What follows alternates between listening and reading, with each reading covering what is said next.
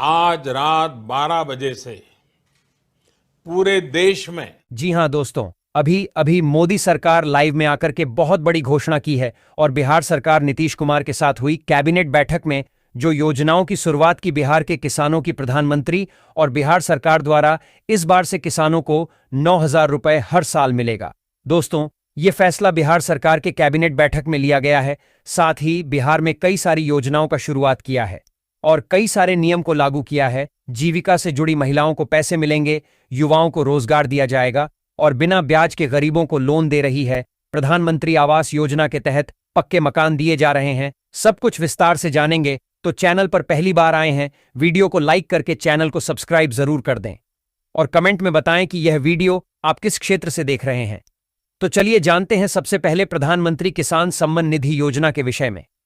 प्रधानमंत्री किसान सम्मान निधि योजना के तहत किसानों को हर महीने 2,000 रुपए की राशि दी जा रही थी, परंतु बिहार सरकार नीतीश कुमार में प्रधानमंत्री मोदी जी के साथ बैठक करके इस राशि को बढ़ा दिया है। अब किसानों को इसी महीने से 3,000 रुपए का किस्त मिलना शुरू हो जाएगा। यह फैसला बिहार के उन और मध्य वर्ग किसानों के लिए लिया गया है जो गरीबी से जूझ रहे हैं। ऐसे किसानों को मदद करने के लिए सरकार हमेशा तत्पर रहती है। 22वीं किस्त को लेकर गाइडलाइन को जारी कर दिया गया है कि इसी बार 22वीं किस्त से ही 3,000 रुपए की राशि हर एक बिहार के किसानों को मिलना शुरू हो जाएगा। जिन किसान भाइयों के KYC कंप्लीट नहीं हुआ है, उनका पैसा अटक सकता है। पिछली बार भी 2 लाख से ज्यादा किसानों के पैसे उनके बैंक खाते में नहीं आए क्योंकि उनका KYC कंप्लीट नहीं हुआ था। ऐसे में जितने भी किसान भाई हैं जिनका भी KYC पूरा नहीं हुआ है, जल्द से जल्द अपना KYC करवा लें और यदि किसी के बैंक खाता में आधार लिंक नहीं है तो उनको भी आधार लिंक करवा लेना है, वरना उसका पैसा अटक सकता है। क्योंकि हर बार किसान सम्मान निधि योजना की किस्त को जारी करने से पहले ये नोटिफिकेशन को जारी कर दिया जाता है। अगली बड़ी खबर राशन कार्ड को लेकर है, जिसे लेकर पूरे बिहार में गाइडलाइन को जारी किया गया है कि 28 फरवरी 2026 तक सभी राशन कार्ड धारी को KYC पूरा कर लेना है। परंतु इस नोटिफिकेशन में यह बात साफ साफ लिखा गया है कि राशन कार्ड में जितने भी सदस्य का नाम है उन सभी को KYC करवाना होगा। यह प्रक्रिया बिहार सरकार की ओर से निःशुल्क किया जा रहा है। हर एक PDS यानी राशन वितरण दुकानों पर जो लोग KYC पूरा नहीं करेंगे उनका नाम राशन कार्ड से हटा दिया जाएगा। अब बिहार में भी लोगों को अपना खुद का घर बनाना हो गया आसान। बिहार सरकार कम ब्याज पर लोन दे रही है ताकि आप सरकार से लोन लेकर खुद का पक्का घर बना सकते हैं। ये योजना बिहार के उन लोगों के लिए लाया गया है जो खुद का पक्का मकान बनाने के विषय में सोच रहे हैं, परंतु एक साथ उतना पैसा इकट्ठा नहीं कर पाते, जिसके लिए बिहार सरकार ने कम ब्याज की दर पर लोन उपलब्ध कराने के लिए स्कीम को लॉन्च किया है। आयुष्मान कार्ड के तहत अब गरीबों को मिल रहा है 5 लाख रुपए। यदि आपको भी भारत सरकार की आयुष्मान कार्ड योजना के तहत 5 लाख रुपए का लाभ पाना है तो जल्दी से आवेदन करें। इसके लिए फॉर्म भरने की प्रक्रिया को शुरू कर दिया गया है। यदि आपको आयुष्मान कार्ड का लाभ लेना है तो आप अपने मोबाइल से घर बैठे ही इस आवेदन फॉर्म को भर सकते हैं। और यदि आप पढ़े लिखे नहीं हैं, मोबाइल चलाना नहीं आता है, अगर आप खुद से ऑनलाइन फॉर्म को नहीं भर सकते हैं तो आप अपने नजदीकी जन सुविधा केंद्र पर जाकर आवेदन फॉर्म को जमा कर सकते हैं। यह प्रक्रिया ऑनलाइन की जाती है, जिसमें आपको Aadhaar card, bank passbook, PAN card, voter ID card और ration card, passport size photo आदि की आवश्यकता होगी। अगली बड़ी खबर प्रधानमंत्री आवास योजना को लेकर बड़ी खुशखबरी सामने आई है। अब प्रधानमंत्री आवास योजना के तहत आवास बनाने के लिए 2,50,000 रुपए दिए जा रहे हैं। आवेदन देने की प्रक्रिया को शुरू कर दिया गया है। साथ ही जो लोग पहले आवेदन दिए थे उनका सूची भी आ चुका है। आप ऑनलाइन भी चेक कर सकते हैं और सरकारी कार्यालय में जाकर भी अपने नाम को देख सकते हैं। और इस योजना के तहत सर्वे को भी शुरू कर दिया गया है। जिनका भी नाम लिस्ट में आया है, सरकारी कर्मचारी स्वयं ही आपके घर पर सर्वे करने के लिए आएंगे। आपको घबराने की आवश्यकता नहीं है और जो लोग आवेदन नहीं दिए हैं जल्दी से आवेदन करें ताकि आने वाले सूची में आपका भी नाम आ जाएगा। प्रधानमंत्री आवास योजना के तहत आवेदन करने के लिए आपके पास ration card, Aadhaar card, bank passbook, voter card, निवास प्रमाण पत्र और आय प्रमाण पत्र की आवश्यकता होती है। साथ ही पासपोर्ट साइज फोटो की भी आवश्यकता होती है। इन सभी दस्तावेज के साथ आप अपने मोबाइल से ही आवेदन कर सकते हैं। यदि आपको आवेदन करना नहीं आता है तो घबराने की बात नहीं है। आप अपने नजदीकी कार्यालय या जन सुविधा केंद्र पर जाकर भी ऑनलाइन आवेदन करवा सकते हैं।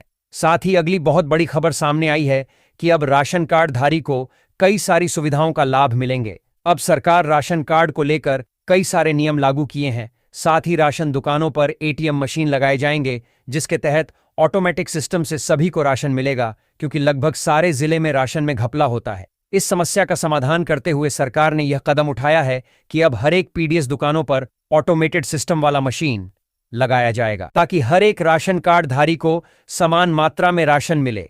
साथ ही इसकी निगरानी के लिए हर एक राशन वितरण दुकानों पर सीसीटीवी कैमरे भी लगाए जाएंगे, ताकि किसी भी प्रकार की कोई चोरी ना हो सके। यदि कहीं पर भी किसी भी प्रकार की चोरी पाई जाती है तो उन पर कार्रवाई होगी। साथ है 2026 से ही हर एक राशन कार्ड धारी को फ्री राशन के साथ पैसे देने की भी योजना ला रही है। अब हर एक राशन कार्ड धारी को फ्री राशन के साथ डीबीटी के माध्यम से सीधे उनके बैंक खाते में पैसे भी मिलेंगे। साथ ही अगली बड़ी खबर फार्मर आईडी को लेकर है। सरकार जगह जगह पर केंद्र लगाकर हर एक किस्ने की फार्मर आईडी बना रही है, ताकि किसानों की एक अपनी अलग ही पहचान पत्र बने और इस कार्ड के जरिए उनको आगे बहुत सारे लाभ भी मिलेंगे। जैसा कि प्रधानमंत्री किसान सम्मान निधि योजना का लाभ भी आपको तभी मिलेगा जब आपके पास था किसान फार्मर आईडी रहेगा, इसलिए इस आईडी को बनवाना बेहद जरूरी है। साथ ही बात करें यदि अगली बड़ी खबर की, तो भारत सरकार सुकन्या समृद्धि योजना के तहत बिहार सहित देश के अनेक बेटियों को इसका लाभ मिलेगा। यदि आपके घर में कुंवारी बहन बेटियां हैं और यदि उनका उम्र 10 वर्ष से कम है, तो आप उनके नाम पर बैंक में एक खाता खुलवाकर हर महीने थोड़े थोड़े पैसे जमा कर सकते हैं। सुकन्या समृद्धि योजना के तहत जब आपकी बेटी विवाह के योग्य हो जाएगी, तब भारत सरकार की ओर से 10 से 20 लाख रुपए तक की सहायता राशि दी जाएगी। बिहार सरकार की जीविका से जुड़ी महिलाओं को रोजगार योजना के तहत 2 लाख देने की प्रक्रिया को शुरू कर दिया गया है, जिसके तहत महिलाओं को दूसरी किस्त 50 से 60 हजार रुपए तक उनके बैंक अकाउंट में आ चुके हैं। रोजगार योजना से जुड़ी कई सारी महिलाओं ने अपने जीवन को बदला है और रोजगार कर अच्छा खासा मुनाफा कमा रही है और लखपति दीदी बन रही है। साथ ही बिहार सरकार पूरे बिहार में रोजगार को बढ़ावा देने के लिए उद्यमी योजना की शुरुआत की है। इस योजना के तहत कुछ ऐसे लोग जो जीविका से नहीं जुड़े हैं, जैसे कि पुरुष, और कुछ ऐसी महिलाएं जो बिना जीविका से जुड़े रोजगार कर रही हैं या करना चाहती है, ऐसी महिलाओं और पुरुषों के लिए बिहार सरकार ने उद्यमी योजना की शुरुआत की है। इस योजना के तहत बिना ब्याज के 10 लाख रुपए तक का लोन दे रही है। साथ ही 5 लाख रुपए माफ किया जा रहा है, परंतु यह केवल उन्हीं को मिलेगा जो बिजनेस या व्यापार करना चाहते हैं। यह रोजगार के लिए दिया जाता है। साथ ही इसमें आपको 5 लाख रुपए का छूट मिलता है। बिहार में अब भूमाफिया की खैर नहीं, उन्हें चिन्हित करके सबके खिलाफ कार्रवाई होगी। राज्य के हर अंचल में कम से कम 4 भूमाफिया की पहचान करके उनके विरुद्ध एफआईआर दर्ज कराया जाएगा। जरूरत पड़ी तो विजय सिन्हा खुद जाएंगे। डिप्टी सीएम सह भूमि सुधार एवं राजस्व मंत्री ने विधान परिषद में बड़ा ऐलान किया है। मंत्री के तेवर से पहले से ही जमीन कारोबारियों के होश उड़े हुए हैं। आंकड़े बताते हैं कि राज्य में आधे से अधिक हत्या की वारदातें जमीनी विवाद में होते हैं। अगली बड़ी खबर बिहार के सोनपुर जिले से है। सोनपुर में बनेगा पूर्वी भारत का सबसे बड़ा एयरपोर्ट। नवी मुंबई और जेवर एयरपोर्ट की तर्ज पर तैयार किया जाएगा। सभी फ्लाइट लैंड कर सकेंगी। करीब 4228 एकड़ जमीन पर बनने वाला यह एयरपोर्ट उत्तर प्रदेश के नोएडा के जेवर अंतर्राष्ट्रीय हवाई अड्डा और महाराष्ट्र के नवी मुंबई अंतर्राष्ट्रीय हवाई अड्डा की तर्ज पर विकसित किया जाएगा। प्रस्तावित एयरपोर्ट सोनपुर छपरा 4 लेन NH-19 के उत्तर और गंडक नदी के पूर्व में हाजीपुर डुमरिया के बीच दरियापुर चंवर क्षेत्र में बनेगा। सरकार ने इसे वर्ष 2030 तक तैयार करने का लक्ष्य रखा है। इस एयरपोर्ट का रनवे इतना आधुनिक और लंबा होगा कि यहां दुनिया के सबसे बड़े यात्री विमानों में शामिल एयरबस A380 जैसे विमान भी उतर सकेंगे। केंद्रीय बजट में सोनपुर ग्रीनफील्ड एयरपोर्ट को मंजूरी मिलने के बाद बिहार सरकार ने आगे की प्रक्रिया तेज कर दी है। जमीन अधिग्रहण के लिए राज्य सरकार ने 1302 करोड़ रुपए की स्वीकृति दी है। सिविल एविएशन विभाग के सूत्रों के अनुसार कैबिनेट की अगली बैठक में एयरपोर्ट निर्माण से जुड़ी आवश्यक घोषणाएं की जा सकती हैं। भारतीय रिजर्व बैंक RBI ने किसान क्रेडिट कार्ड KCC के लिए नए दिशा निर्देशों का मसौदा जारी किया है। प्रस्तावित बदलावों के तहत फसलों को 12 माह की अल्पकालीन और 18 माह की दीर्घकालीन श्रेणी में बांटा गया है, ताकि ऋण स्वीकृति और भुगतान में समानता रहे। KCC की कुल अवधि 6 वर्ष करने का प्रस्ताव है। कर्ज सीमा अब हर फसल सीजन की वास्तविक लागत के आधार पर तय होगी। मिट्टी जांच, मौसम पूर्वानुमान और उन्नत कृषि पद्धतियों पर होने वाला खर्च भी शामिल किया गया है। सुझाव 6 मार्च 2026 तक आमंत्रित किए गए हैं। अगली बड़ी खबर भितहा में तेल भंडार की खोज, आधुनिक तकनीक से सर्वे शुरू। प्रशासन ने लोगों से सहयोग की अपील की। बेतिया जिले के भितहा प्रखंड में तेल और प्राकृतिक गैस की संभावनाओं का पता लगाने के लिए 2D सिस्मिक सर्वे शुरू हो गया है। विशेषज्ञ आधुनिक उपकरणों की मदद से जमीन के अंदर की संरचनाओं का अध्ययन कर रहे हैं ताकि तेल या गैस के भंडार की मौजूदगी का पता लगाया जा सके। प्रखंड विकास पदाधिकारी मनोज कुमार पंडित ने बताया कि जिला पदाधिकारी डीएम से सर्वे कार्य में पूर्ण सहयोग का पत्र प्राप्त हुआ है। भागलपुर के दक्षिणी क्षेत्र में जल जमाव और खराब सड़क की समस्या के समाधान के लिए 5.49 करोड़ रुपए की लागत से 2.5 किलोमीटर लंबी सड़क और नाले का निर्माण होगा। बुडको द्वारा शीतला स्थान चौक से अलीगंज चौक तक 9 महीने में यह कार्य पूरा किया जाएगा। इससे यातायात सुगम होगा और मिर्जानहाट जैसे आसपास के मोहल्लों को भी जल निकासी की समस्या से स्थायी राहत मिलेगी। बात करें यदि अगली बड़ी खबर की, तो सारण के जिलाधिकारी वैभव श्रीवास्तव ने जिले की 2 अति महत्वपूर्ण बुनियादी ढांचा परियोजनाओं बाकरपुर मानिकपुर भारतमाला परियोजना एवं दीघा सेतु के समानांतर 6 लेन केबल ब्रिज निर्माण कार्य का विस्तृत स्थलीय निरीक्षण किया। निरीक्षण के दौरान जिलाधिकारी ने कार्यों की धीमी प्रगति पर नाराजगी जाहिर की और अधिकारियों को सख्त लहजे में समय सीमा के भीतर काम पूरा करने के निर्देश दिए। मुख्यमंत्री नीतीश कुमार ने पटना में मुख्यमंत्री महिला रोजगार योजना के लाभार्थियों को सहायता राशि वितरित की। मुजफ्फरपुर की चंदू भारती ने गौपालन और नालंदा की शबीना खातून ने ब्यूटी पार्लर व बुटीक से मिली सफलता साझा की। जीविका स्वयं सहायता समूह से जुड़ी इन महिलाओं ने बताया कि योजना से मिली राशि ने उनके जीवन में बड़ा बदलाव लाया है, जिससे वे आत्मनिर्भर बन रही हैं और आत्मविश्वास बढ़ा है। अगली बड़ी खबर, अप्रैल से शुरू होने जा रही जनगणना में देश की आबादी की गणना तो होगी ही, साथ ही लोगों के जीवन स्तर का भी आकलन होना है। पहली बार अनाज की खपत से लेकर स्मार्टफोन और इंटरनेट कनेक्टिविटी से जुड़े सवालों को भी जनगणना में शामिल किया जा रहा है। अगली बड़ी खबर, किसानों की आय में वृद्धि और ग्रामीण अर्थव्यवस्था को सशक्त बनाने के लिए राज्य सरकार विदेशी फलों की खेती को तेजी से प्रोत्साहित कर रही है।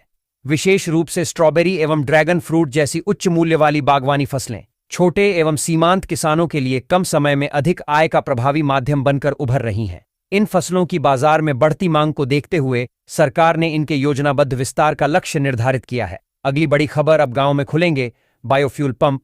बायोफ्यूल पंप या बायोडीजल रिटेल आउटलेट का काम करने का तरीका सामान्य पेट्रोल पंप की तरह ही होता है। बायोफ्यूल एक जैविक ईंधन है जो पेट्रोल डीजल के मुकाबले किफायती होता है। इससे कार्बन उत्सर्जन भी कम होता है। अगली बड़ी खबर, तेजस्वी माफी मांगे। रामविलास पासवान के लिए बेचारा शब्द उपयोग करने पर बिहार विधानसभा में जोरदार बवाल हुआ। लोजपा आर ने इस पर तेजस्वी यादव से सदन में आकर माफी मांगने की मांग की। पार्टी विधायक राजू तिवारी ने इसे अपने नेता का अपमान बताया। अगली बड़ी खबर, राजेंद्र नगर के सभागार में वन बंधु परिषद महिला विंग ने होली मिलन समारोह का आयोजन किया। महिलाओं ने रंग, संगीत और उत्साह के साथ कार्यक्रम में भाग लिया। म्यूजिकल होली हाउजी और पारंपरिक गीतों ने समारोह को रंगीन बना दिया। कार्यक्रम में सीता बंसल, सुनीता सर्राफ और अन्य प्रमुख महिलाएं शामिल थीं। सीतामढ़ी के सोनबरसा में बच्चा चोर समझकर भीड़ ने एक मानसिक रूप से अस्वस्थ महिला को घेर लिया। सोनबरसा पुलिस ने मौके पर पहुंचकर उसे भीड़ से बचाया और अस्पताल में भर्ती कराया। जांच में पता चला कि महिला भटक कर वहां आ गई थी। पुलिस ने उसकी पहचान कर उसके पिता से संपर्क किया और आवश्यक देखभाल के बाद उसे बाजपट्टी थाना भेज दिया। कांग्रेस बिहार में बूथ से प्रदेश स्तर तक नई नियुक्तियों के साथ संगठन सृजन अभियान चला रही है। पटना में हुई बैठक में प्रभारी कृष्णा अल्लावारू और प्रदेश अध्यक्ष राजेश राम ने पर्यवेक्षकों को पारदर्शिता और निष्पक्षता से काम करने के निर्देश दिए। इसका उद्देश्य जमीनी कार्यकर्ताओं को पहचान दिलाना, सामाजिक न्याय की प्रतिबद्धता मजबूत करना और संगठन को बूथ स्तर तक सशक्त बनाना है। भारतीय रेल ने होली पर्व के दौरान यात्रियों की सुविधा के लिए 9 जोड़ी स्पेशल ट्रेनों का परिचालन शुरू किया है। ये ट्रेनें फरवरी के अंत से मार्च तक बिहार, उत्तर प्रदेश, दिल्ली, गुजरात, ओडिशा और पश्चिम बंगाल सहित विभिन्न महत्वपूर्ण मार्गों पर चलेंगी। रेलवे ने यात्रियों से यात्रा से पूर्व समय सारिणी और आरक्षण की जानकारी लेने की अपील की है। पटना के ईशान किशन अपनी तूफानी बल्लेबाजी से चर्चा में हैं। उनके विवाह को लेकर भी अटकलें तेज हैं, खासकर दादा के बयान के बाद। हालांकि ईशान के पिता प्रणव पांडे ने स्पष्ट किया है कि बेटे की प्राथमिकता फिलहाल क्रिकेट और आगामी T20 विश्व कप है। उन्होंने कहा कि पहले देश के लिए वर्ल्ड कप आए, उसके बाद ही शादी की बात की जाएगी। हाल ही में ईशान ने पाकिस्तान के खिलाफ 77 रन की शानदार पारी खेली। बिहार के 534 प्रखंडों में खुलने वाले मॉडल विद्यालयों में 1 अप्रैल से पढ़ाई शुरू होगी। नामांकन के लिए ऑनलाइन आवेदन की तिथि 20 फरवरी तक बढ़ा दी गई है, जबकि प्रवेश परीक्षा 11 मार्च को होगी। इन विद्यालयों का उद्देश्य कक्षा 9 से ही छात्रों को नीट, जेईई और ओलंपियाड जैसी प्रतियोगी परीक्षाओं के लिए तैयार करना है। सफल छात्रों का नामांकन मेधा सूची के आधार पर होगा। गया जंक्शन पर सोमवार को महाबोधि एक्सप्रेस में चढ़ने की कोशिश में 2 यात्रियों की मौत हो गई। ट्रेन धीमी गति से प्लेटफॉर्म पर आ रही थी, तभी जल्दबाजी में चढ़ते समय उनका संतुलन बिगड़ गया। मृतकों की पहचान जहानाबाद के सरजू प्रसाद और गया के खालिद आलम के रूप में हुई है। रेलवे ने यात्रियों से चलती ट्रेन में न चढ़ने की अपील की है। दरभंगा में मैट्रिक परीक्षा अब एआई तकनीक की निगरानी में होगी। सीसीटीवी असामान्य गतिविधि पर जिला नियंत्रण कक्ष को तुरंत अलर्ट करेगा, जिससे कदाचार मुक्त परीक्षा सुनिश्चित हो सके। पहले दिन हिंदी, उर्दू और मैथिली की परीक्षा होगी। छात्राओं के लिए 4 आदर्श केंद्र बनाए गए हैं। परीक्षार्थियों को परीक्षा शुरू होने से 1 घंटा पहले केंद्र पर पहुंचना अनिवार्य है। प्रवेश द्वार 9 बजे बंद हो जाएंगे। बिहार विधानसभा में रामविलास पासवान को बेचारा कहे जाने पर सत्ता पक्ष के विधायकों ने जोरदार हंगामा किया। लोजपा रामविलास के विधायकों ने राजद विधायक कुमार सर्वजीत के बयान पर आपत्ति जताई और राजद पर दलित विरोधी होने का आरोप लगाया। हंगामे के कारण शून्यकाल बाधित हुआ और सदन की कार्यवाही स्थगित करनी पड़ी। लोजपा ने तेजस्वी यादव से माफी की मांग की। उप मुख्यमंत्री सम्राट चौधरी ने बिहार विधानसभा में कहा कि सरकार डालमिया नगर और बिक्रमगंज की बंद चीनी मिलों की व्यवहार्यता रिपोर्ट तैयार कराएगी। इसके आधार पर उन्हें चालू करने का निर्णय लिया जाएगा। सदन में उन्नत गन्ना बीज की कमी का मुद्दा भी उठा, जहां पूर्वी चंपारण में लक्षित क्षेत्र के मुकाबले केवल 8% बीज उपलब्ध होने पर चिंता व्यक्त की गई। कांग्रेस बिहार में बूथ से प्रदेश स्तर तक नई नियुक्तियों के साथ संगठन सृजन अभियान चला रही है। पटना में हुई बैठक में प्रभारी कृष्णा अल्लावारू और प्रदेश अध्यक्ष राजेश राम ने पर्यवेक्षकों को पारदर्शिता और निष्पक्षता से काम करने के निर्देश दिए। इसका उद्देश्य जमीनी कार्यकर्ताओं को पहचान दिलाना, सामाजिक न्याय की प्रतिबद्धता मजबूत करना और संगठन को बूथ स्तर तक सशक्त बनाना है। पटना हाईकोर्ट ने शराबबंदी कानून के तहत भूमि जब्ती पर महत्वपूर्ण फैसला सुनाया है। कोर्ट ने कहा कि अवैध शराब मिलने पर जमीन जब्त करने के लिए मकान मालिक की प्रत्यक्ष संलिप्तता या मिलीभगत अनिवार्य है। नवादा के एक मामले में, जहां मालिक का आरोपियों से कोई संबंध नहीं था, कोर्ट ने जमीन को डीसील करने और जब्ती रद्द करने का आदेश दिया। इसे संवैधानिक अधिकारों का उल्लंघन बताया।